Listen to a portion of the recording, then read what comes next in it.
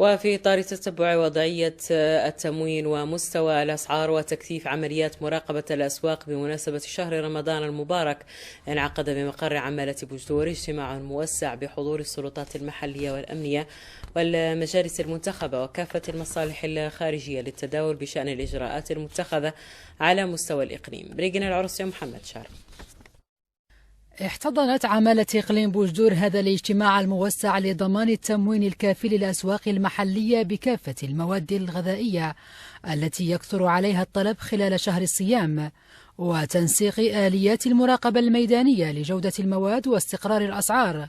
عامل الإقليم وفي معرض كلمته التوجيهية ذكر بالتعليمات الملكية السامية الواردة بخصوص الاستعدادات لشهر رمضان، مؤكدا على التتبع الصارم لوضعية التموين والتدخل بفعالية في حالة حدوث أي نقص والتحلي باليقظة التامة لمحاربة أي شكل من أشكال المضاربة في الأثمان أو الاحتكار أو الادخار السري. يندرج هذا الاجتماع في إطار تنفيذ التعليمات الحكومية الرامية إلى تتبع وضعية التموين ومستوى الإسعار وتكثيف عمليات المراقبة.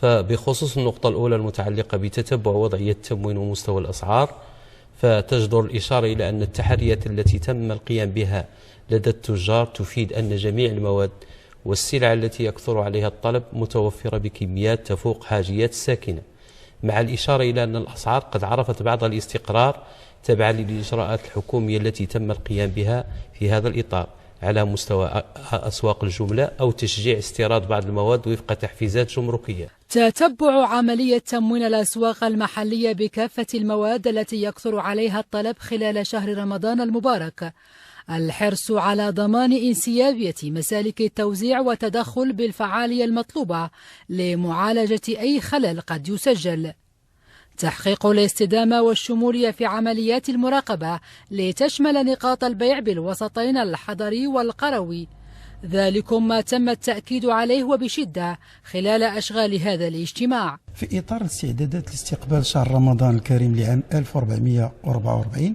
انعقد اجتماع بمقر عمالة إقليم بوجدور للوقوف على مدى وفرة المواد التي يكثر عليها الطلب خلال الشهر الفضيل. فمن خلال المعلومات المتوفرة محليا ووطنيا فالسوق سيكون ممون تموينا عاديا ومنتظما، كما أنه اتخذت كل الإجراءات الضرورية لتفادي أي نقص محتمل من السلع. من جهة أخرى يجب التركيز على دور لجنة المراقبة في اليقظة خلال هذا الشهر الكريم. ويذكر أن تموين الأسواق المحلية بمختلف المواد والسلع الأساسية يتم بشكل كافي ومنتظم، لا سيما تلك التي يكثر عليها الطلب خلال شهر رمضان الأبرك.